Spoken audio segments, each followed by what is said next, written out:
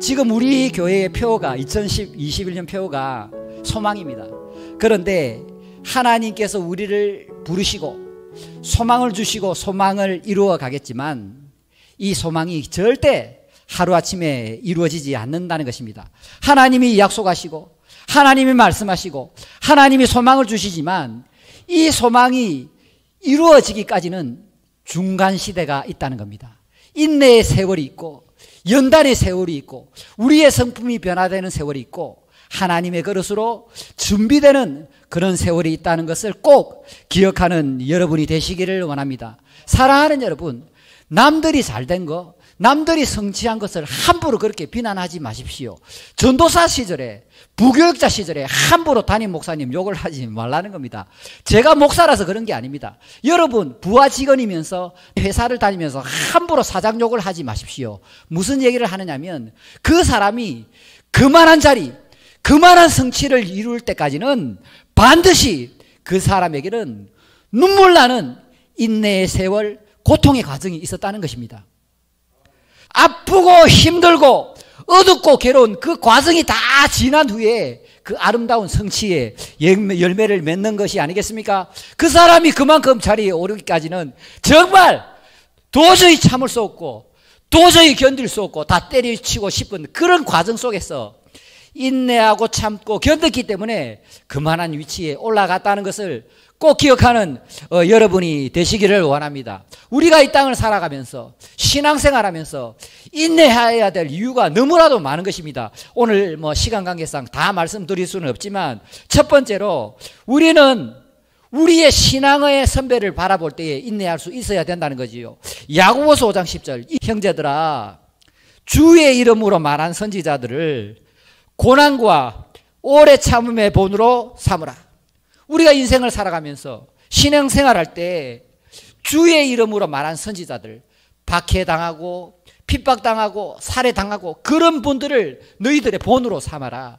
선지자들의 인내, 우리 주님의 인내, 그리스도의 인내, 사도 바울의 인내, 이 본문에 나오는 디아스포라의 인내를 본받아서 너희도 인내하라고 지금 말씀하고 있는 겁니다. 두 번째로 우리가 왜 인내할 수 있냐면 인내의 세월 동안 하나님은 우리를 떠나지 않습니다.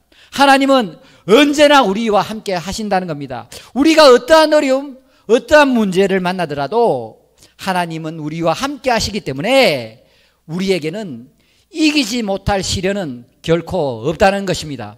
그러므로 사랑하는 여러분, 하나님이 우리를 사랑하시고 우리를 떠나지 않으시고 우리와 함께 하시고 어떠한 어려움과 고통 중에라도 우리를 지켜주시기 때문에 우리는 충분히 참고 인내하고 버티고 이 땅을 살아나갈 수 있다는 것입니다. 세 번째로 우리가 왜 인내할 수 있냐면 이 인내라는 것이 우리에게 많은 유익을 줍니다. 오늘 본문에도 나오는 것처럼 인내의 열매를 맺게 하고 그 인내를 통해서 우리가 성숙하고 성장하고 온전해집니다. 우리의 믿음은 자라고 우리의 인격은 성숙해서 하나님이 우리에게 복을 주시고 우리를 사용할 수 있는 그 충분한 깨끗한 거룩한 그릇으로 준비되는 이 과정이 인내의 열매를 통해서 나온다는 것을 믿으시기를 원합니다. 그러므로 어렵고 힘들고 괴로운 일을 당할 때 하나님께서 나를 만들어 가시구나, 다듬어 가시구나, 하나님 나라에서 한번 뭔가 사용하시려고 이렇게 하시구나, 긍정적으로 믿음으로 영적으로 생각하는 여러분이 되시기를 원합니다. 네 번째, 우리가 참을 수 있는 것은 우리에게 소망이 있다는 겁니다.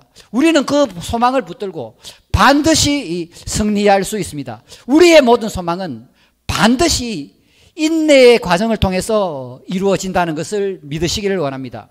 그러므로 지금 아무리 어려운 고난, 괴로움, 아픔, 상처, 실패에 놓여 있더라도 그 속에는 하나님의 뜻이 있고 하나님의 목적이 있고 하나님의 섭리가 있다는 것을 믿으시길 원합니다. 여러분이 아무리 어렵고 힘든 와중에라도 하나님은 여러분을 참게 하시고 그 상황 속에서 여러분이 반드시 해야 될 일을 알려주시고 견디게 하시고 그 해야 할 일을 준비하도록 하나님께서 충분히 은혜를 베풀어 줄 믿습니다. 자, 그러므로 사랑하는 여러분, 우리의 인생이라는 것이 인내의 승리이지 않습니까? 그래서 이 서양 속담에도 인내는 쓰다 하지만 열매는 달다. 할렐루야. 때가 차면 하나님께서 훨씬 좋은 것으로 갚아주신다는 것을 믿고 인내로서 버티고 잘 견딤으로써 역전의 하나님을 만나시는 모두가 되기를 축복합니다. 마지막으로 요 얘기만 하고 마치겠습니다. 네, 여러분 나비 있잖아요. 나비 알로 태어나대요.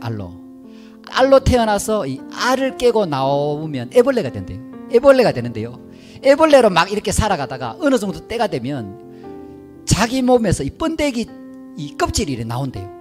그러니까 나비가 알로 태어나서 그 다음에 이 애벌레로 막 기어다니다가 어느 정도 때면 자기 몸에서 이 껍데기를 막 이렇게 내뿜어서 번데기가 된대요. 그 번데기 안에서 오랜 세월 동안 기다린대요.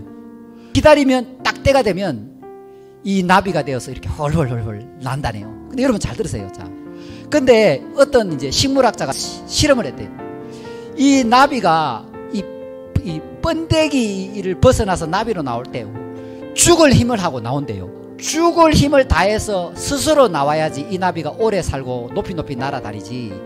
만일에 그 번데기가 나올 때 빨리 나오라고 사람이 핀셋으로 이렇게 껍질을 벗기내잖아요. 번데기 껍질을 벗기내서 도와주면 이 번데기가 나와도 나비가 되어도 얼마 못 있다가 죽는데요. 그러니까 인내라는 것은 온전히 이루어야 된다는 거예요. 온전히 참고 견디고 온전히 인도해야 되고, 더 중요한 얘기가 있는데 뭐냐면 이 나비 있잖아요. 나비인데가 알이 되었다가 이제 애벌레로 기어다녔다가 이제 번데기가 되어서 이렇게 가만히 있는데요, 그 어둡고 냄새나고 또 힘든 그 안에서 딱 버티는데요, 이 번데기 중에는요 7년을 버티는 번데기가 있대요. 그러니까 그 힘들고 답답하고 어두운 그곳에서 7년 동안 가만히 이렇게 기다리는 번데기가 있대요. 그런데 이 7년 동안 기다렸던 그 번데기가 껍질을 뚫고 부활하게 되면 가장 높이 날고 가장 아름다운 나비로서 창공을 날아다닌대요. 할렐루야.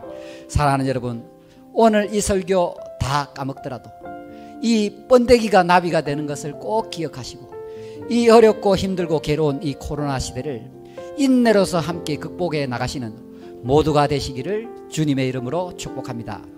우리 찬양하겠습니다.